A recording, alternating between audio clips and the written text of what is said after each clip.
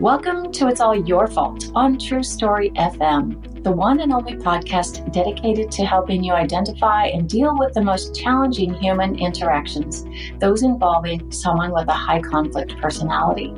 I'm Megan Hunter, and I'm here with my co-host, Bill Eddy. Hi, everybody. We are the co-founders of the High Conflict Institute in San Diego, California, where we focus on training, consulting, coaching classes, and educational programs and methods, all to do with high conflict, and since 2008. Today, we're going to continue our 5 types of people who can ruin your life series, this time focusing on histrionic high conflict people and their involvement in domestic violence, if any.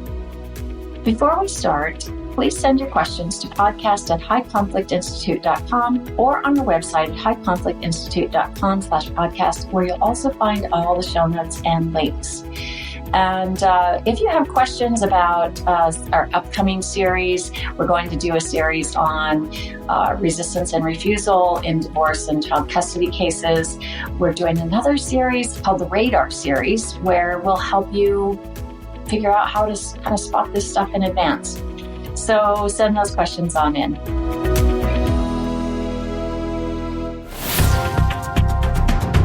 In today's episode, we are continuing the series, like I said, and we'll be talking about, I think, what is a little known topic, histrionic high conflict people. So, Bill, you started the book, 5 Types of People Who Can Ruin Your Life, and you titled this particular chapter, The Dramatic Accusatory Type. And you started by saying, this kind of high conflict person is motivated by a fear of being ignored, which manifests in a drive to be the center of attention, sometimes by making up dramatic stories about their targets of blame and telling the world about them. These HCPs frequently speak in dramatic all-or-nothing terms.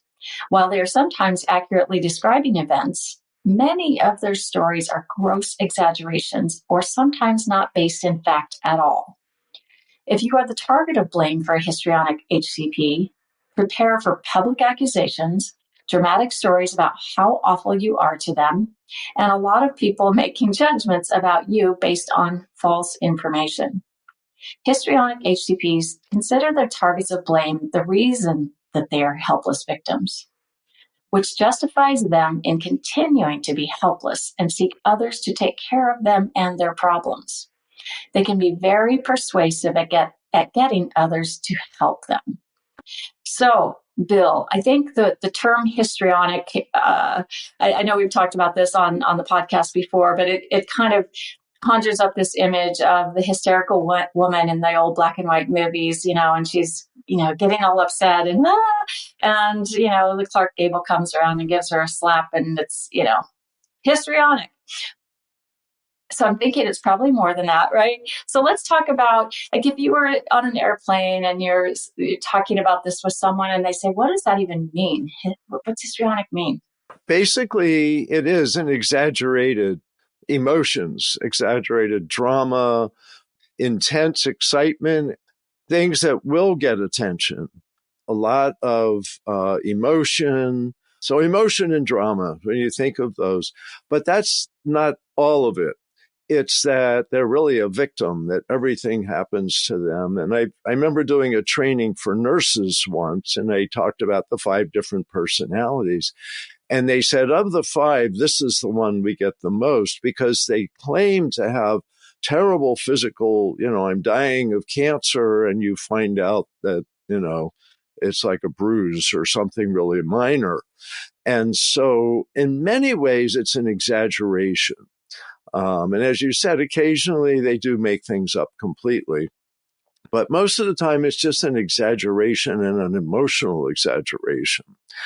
But what's important here, and remember, we're not teaching people to diagnose anybody, and we're more interested in what patterns of high conflict behavior are.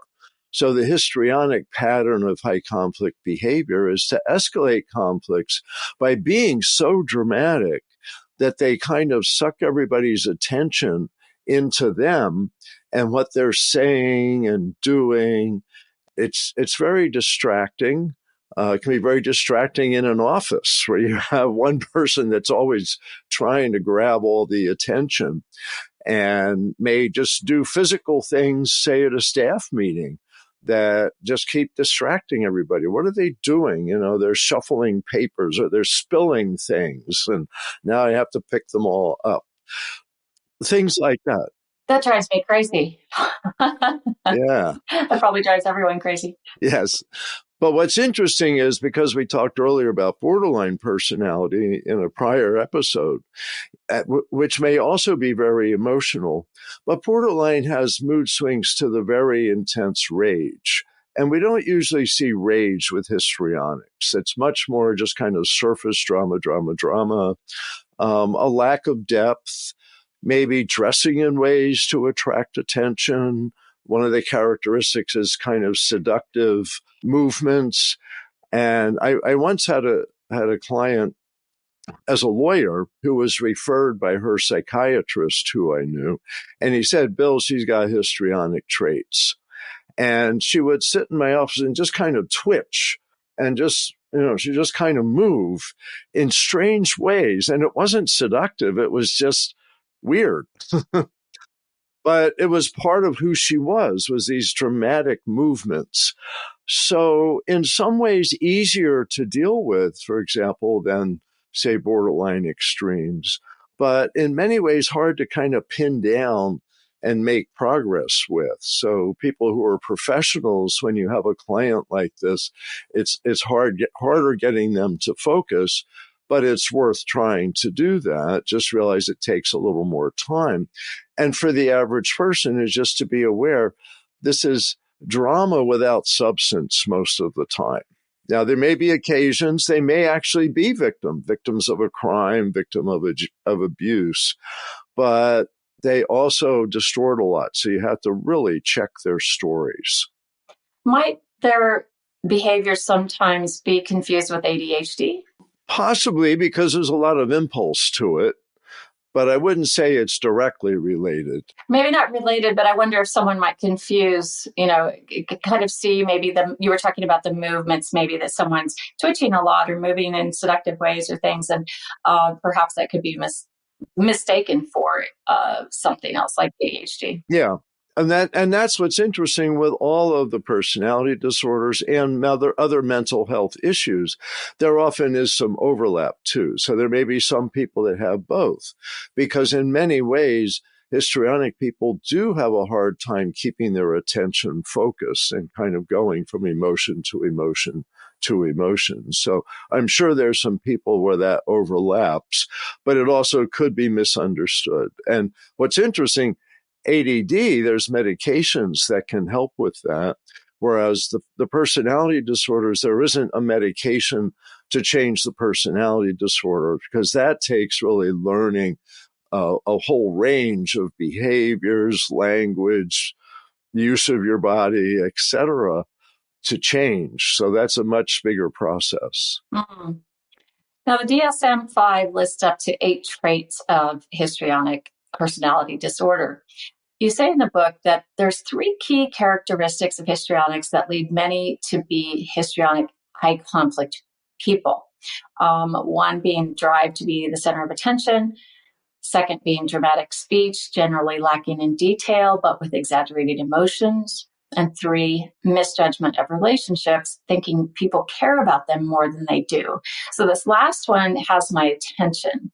So they're kind of, speaking of attention, so in their drive to be the center of attention, I guess I'm just trying to break this down. They're getting someone to pay attention to them, and in so doing, they think that they have a closer relationship than reality. Is that what this means? Yeah. They may think people really care about them. They may tell other people's, because people with this personality like to make a lot of public announcements about the people around them and their kind of judgment of things. And so just loves the heck out of me. And, everybody needs to know that this person, just is so one of my biggest boosters. And you find out that it's a famous person, and they met in line and shook that person's hand and had like 10 seconds with them. And so they're often very dramatic about how wonderful other people are and how terrible other people are. And that's where, as you mentioned earlier, they hook other people into blaming their targets of blame with them because they can be very persuasive because of all the emotions. I just had a thought about another mental health condition called erotomania. Do you know much about that? No, I haven't focused on that, but that comes up with some of the personalities. Yeah.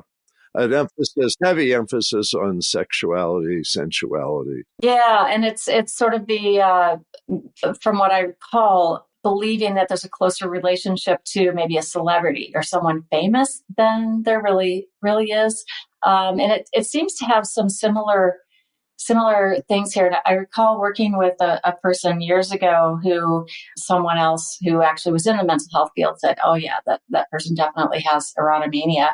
And it was this constant drive to have attention and very needy. So maybe there was a little this, little that, who knows?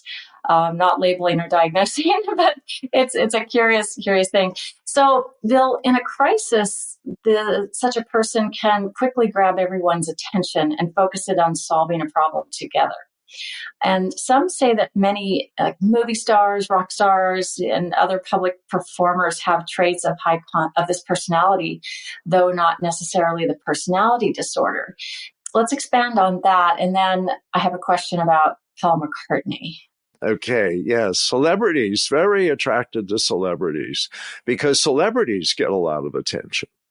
Yes, their fascination with celebrities, trying to rub shoulders with celebrities, and telling everybody they have these deep relationships with celebrities who maybe they actually met once, or maybe they just saw them on TV and just felt like they're speaking to me, you know.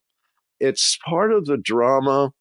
And one thing I mentioned later in the Five Types book is I think each of these five personalities really, in many ways, goes back thousands of years. That these high conflict people aren't evil, they're ancient. And that in ancient times, such a personality may have really brought people together to solve a problem. And while they're not good at solving problems themselves, they are good at pulling people together, grabbing everyone's attention. And then if other people work at problem solving, maybe as a group, they're more effective. So there may have once upon a time been a role for this kind of personality, but in an office, in a family, this personality can really be disruptive. But understanding that, I think, helps us have empathy. It's not, people grow up with these personalities. They don't choose them. And that's so important to understand. But by understanding these patterns of behavior, you have a better idea of how to deal with the patterns of behavior. So what would a histrionic high conflict pattern of behavior look like? Like in daily life, like everyday life with this person in a marriage relationship or family member, and then separately, like a work life with this person. Well, since high conflict personality is really a description of conflict behavior, and the primary factor with that is a preoccupation with blaming others and not taking responsibility themselves.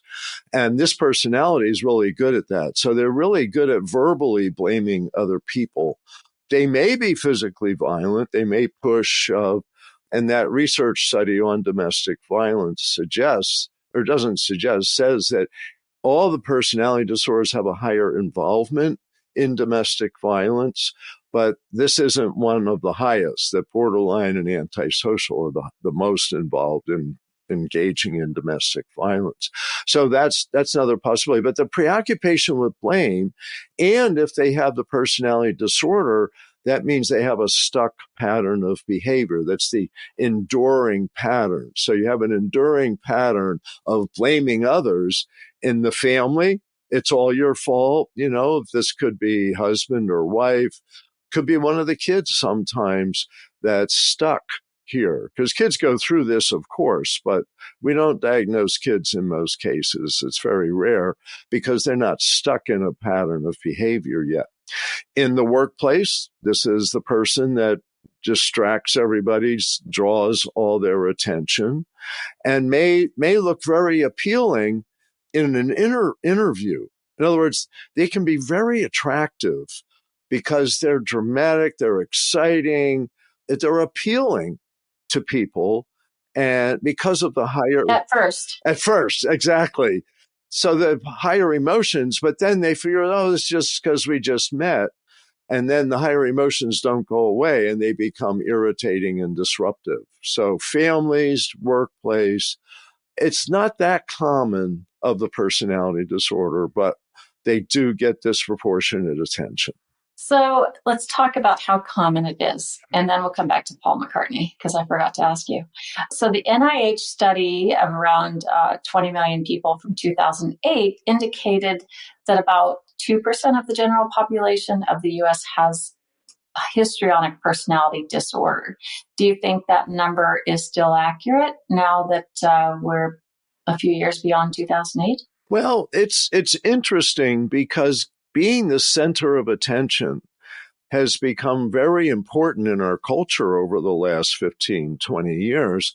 And mechanisms for everyone to be the center of attention have grown with TikTok, Facebook, and YouTube, etc., all of that. And so I think that people who may have been kind of irritating to their friends, relatives, co-workers, and kind of on the fringe of the community are now finding a way to be at the center. And so you get some really strange behavior that may be driven by histrionic personalities. But it's hard to say if it's increased that much. But I do want to add, we often see this in combination with some of the other personality disorders, especially narcissistic personality, because narcissistic is also a drive to be center of attention, but they don't necessarily use drama.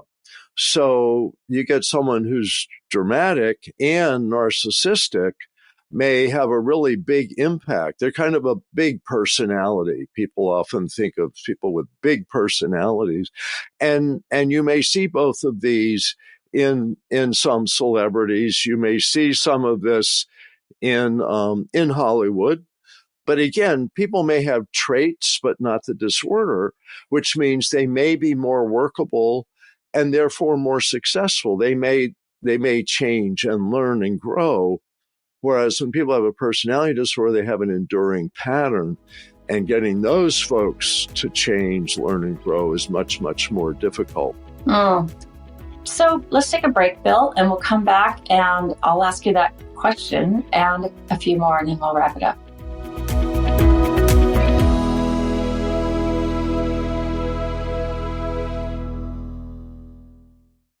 Okay, we are back. Bill, did we talk about the split between men and women in that study? We should. Definitely we should. Definitely should, because it's a big surprise in our trainings when we poll our training participants about their thoughts on if there's more men or women of each of these personality types. It reveals a great deal of unconscious bias. So why is that? What are the numbers? What's the split? So, well, let me give a teeny bit of background. So histrionic came from hysteria, and this was something Freud was paying very much attention to. And hysteria is like Greek or Roman, somehow related to the uterus. And the theory was that women with this very dramatic, etc., had a floating uterus, and that it caused them to be very dramatic. I did not know that. Interesting. Yes. So people say histrionic it's associated with women. And originally, and Freud certainly associated it with women. But in our seminars, I asked how many people think that the research found this was a male-oriented disorder, female disorder, or about equal. And what's fun is everyone raises their hand that it's a female issue. And it's everyone. I mean, all right, everyone. Right? I mean, and we're not being all or nothing. It truly is. And I mean, in thousands, hundreds of seminars we've taught, it's everyone. Yeah. Well, I've been getting where there's one or two. Only because they're catching on, Bill, that they might not know. In fact, one time it was the Chief Justice of a Court of Appeal in a state. And this guy guessed correctly. And the correct answer is it's about equal. The study came out 51% male, 49% female. And this shocked everybody, including me, because we've just, like you said, cultural bias, that women are the ones who want to have a drive to get attention and have a lot of surface emotions.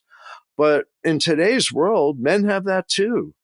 And today's world teaches to have emotions to young men, to drive to get attention, skateboard, hold on to a car and ride your skateboard and put it on YouTube, things that are really dramatic and really terrible. Yes, it's something that's really equally distributed. And I wouldn't be surprised if it's increased in the last 20 years, and probably equally, because you see men and women all over social media, YouTube, trying to get attention. And in many ways, these personality disorders are exaggerations of issues in our current culture. And so histrionic getting attention, it's over the top. And so it's reining people in, helping them realize that they don't have to get massive attention to be an okay person, that they can manage, that they are able to solve problems. They don't have to lean on other people. So, and the therapy for this, it does have some hope. So this is just really fascinating, thinking about this, our influencer culture and clicking, and building audiences and growing audiences. And of course, there are a lot of people who grow their audiences on social media and they're not histrionic. But you think about what an easy, like entry into fulfilling your needs to be, to be histrionic, I guess, by becoming an influencer. And it has to be so gratifying and giving them so much supply as they build that audience, and they probably do riskier and riskier things to build that. So if I go back to our earlier discussion around ancient personalities, it becomes really fascinating. So when you talk about ancient personalities, the way I see it is we're born with a lot of this already, not perhaps the high conflict personality, but the baseline histrionic. I'm going to be the attention getter. Maybe the antisocial is going to be the person that goes to war. When we put that all together, it's kind of fascinating. So if the influencers, let's say an influencer has this ancient histrionic personality, let's say that it rises to the level of an actual diagnosis of histrionic personality, then let me go back. Let's say they don't have, the criteria. They don't meet the criteria for histrionic. Do you think if they have that ancient personality to start with, that becoming an influencer and traveling that path can turn them into more histrionic to the level of a disorder or becoming a high conflict personality? Well, a lot of this happens in childhood. And I'd say 95% of personality development is in childhood. And maybe 50% of it is by age 5 or 6. So I think you're right that some people have some genetic tendencies that may lead them to have a more histrionic personality. And one of the personalities we talked about before, antisocial personality disorder, has a higher incidence if they have a first-degree relative, a parent or a sibling with the same personality disorder, that they are more likely to have antisocial personality. We don't see that as much with histrionic, but I suspect all of these have a genetic component, especially when I see families with 3 or 4 kids, and I see them as adults mostly, but their siblings aren't like this. And so they seem to be born partially with this.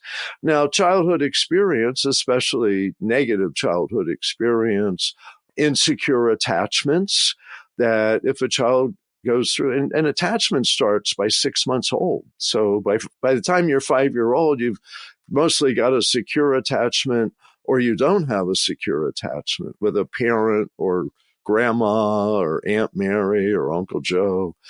So the development of this really does start so early. So what I think is they may learn this, let's say, by 5 to 10 years old, and then it gets refined with their interaction with the world. So the world gives them attention. I think of comedians, and I'm sure some comedians are higher on this trait that, and you hear about comedians that started when they were like 4 or 5, and the whole family liked to laugh at them, and they got a lot of attention. With that said, I want to say with all of these personalities, we're talking about a small percent of people. So if I say comedians and histrionic personality disorder, I'm talking about, maybe 5 or 10% of people. And it may just be traits, not a personality disorder. If they have a personality disorder, it interferes with success. So it's more likely people with some traits who found an outlet that works for them of getting attention, and they're really good at it. So I try to see all this as non-judgmental. It's more what works for them and what works for the people around them, and understanding this is a pattern of behavior you can't talk them out of. It's more, how do you set limits and impose consequences when necessary? But it's a mixed message with all of the personality disorders, because the ancient theory is that they really were functional in society long ago, in a world that spent a lot of time at war and people dominating and killing each other, and they helped people get together and fight back. So they may have been real helpful at one time. So a few terms that come up when, in relation to histrionic is irritating, emotional intensity, and I think the most common is exhausting. We hear that quite a lot from folks who think they have someone like this in their lives, and just really tough. So what's a way, if someone's really exhausted by their loved one, or, someone they're working with, what's one key skill they can do to relieve themselves of that exhaustion? First of all, telling yourself it's not about me. This is who the person is. And so they may be blaming me a lot. They may be in my face with drama and emotion a lot. It's not about me. There isn't a reason I have to accept all of this. And so in many ways, it's moving to being able to say, if you keep standing like a foot away from me, I'm going to have to leave this conversation. Things like that you have the right to set limits on your exposure to the high intensity emotions. And you can do it with empathy and say, this isn't helping either of us because we're not really having a conversation right now. And I encourage you to find someone else to talk to, because I've heard that, I empathize with you, but there's a limit to what I can do. And in the workplace, this is something that may come up. There may be someone that you need to say, okay, remember, we're not going to talk further about that issue. That's done.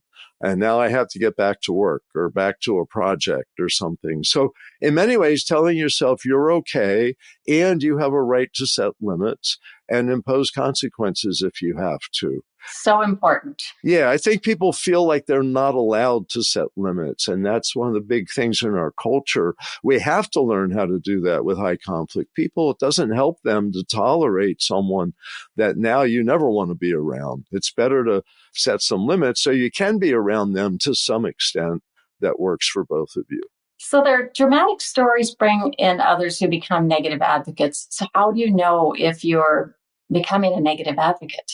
Well, the key thing with negative advocates is they're emotionally hooked, and this person's excessive emotions often hook other people. I think it's your right amygdala in your brain that gets emotionally hooked, but uninformed. And if you find yourself feeling, I have to do something for this person, I have to save them from the drama, whatever it is, that's when you're becoming a negative advocate, because you always have a choice. And also, it's not up to you, it's up to them. You can assist them with problem solving, but maybe they have a legal problem and you go to court with them or do some research for them, but you can't fix it for them. And none of these personalities can you fix it for. And you shouldn't imply that you can. You say, I can help you, but this is your responsibility. Remember, they shed responsibility and blame others. So don't accept other people's responsibility. Is keep it on their shoulder and say, I can help you, or maybe I can't help you. Okay. So 2 quick kind of yes/no answers, and then we'll ask the Paul McCartney question. Will the histrionic personality lie? Oh, for sure. But more they exaggerate. But if necessary, they'll lie. All of these high conflict personalities lie more than the average person in order to preserve their sense of life, to preserve their identity, to preserve their relationships. They'll lie and may create very dramatic stories of terrible things, like say that they're sick when they're not really sick. I have cancer, I have to go to get treatments for this. And you find out they don't have cancer and they're not getting treatments for this. That's an extreme. It's more likely they're exaggerating. And but it's good to check things out. Don't accept things at face value. And the reality is 100% of human beings distort some information. And so these folks have a pattern of distorting information. So check things out. Maybe even Google somebody if you're wondering, is this story true? Yeah, we've done that. We've learned some interesting things, haven't we, Bill? Yep. All right. So let's tell us about the Paul McCartney story. Yeah. So what's interesting, and we're not publicly diagnosing anybody, but for a short period of time, Paul McCartney was married to a woman who seemed to have some of these traits.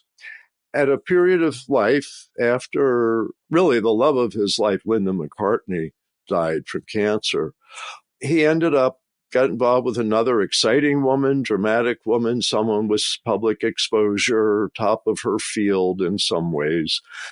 And they married and everything was exciting. But then they had an exciting divorce, sad to say, and they ended up in court. What's interesting is she claimed that she did all of this stuff for him, that she rebooted his career. He would have been nothing at that point in his life if it wasn't for her. I think she accused him of some abusive behaviors. I don't know if it was physical abuse, but I think it could have been. And she was in the news saying, him and his people are abusing me. Anyway, I wanted to just read a paragraph from the judge's decision when he rejected her claim that his success was due to her at that stage in his life. So the judge says, I wholly reject her account that she rekindled the husband's professional flame and gave him back his confidence. I have to say that the wife's evidence that in some ways she was the husband's psychologist, in quotes, even allowing for hyperbole, is typical of her make-believe. And that's characteristic of history. I don't know if she had that or traits or anything, but that's characteristic of the histrionic personality. They claim credit for more. They think things are deeper than they are. And from the outside, this judge could say, looking at all the evidence, this just doesn't fit. And that's the kind of thing to be prepared for. And the judge used the word make believe. And I think that's something you have to is this true or is this part of this person's make believe? And that's common with this personality. So that's probably a good one to wrap up with. All right. Well, thank you for that, Bill. And listeners, thank you for listening to our podcast. We so appreciate that you do.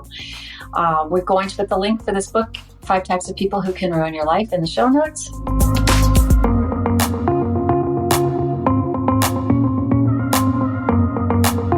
Next week, we will be recording our last episode of the 5 Types series on paranoid personalities. Send your questions to podcast@highconflictinstitute.com or submit them to highconflictinstitute.com/podcast. Until next time, keep learning and practicing these skills. Be kind to yourself and to others, while we all try to keep the conflict small and find the missing piece. It's All Your Fault is a production of True Story FM. Engineering by Andy Nelson. Music by Wolf Samuels, John Coggins, and Ziv Moran.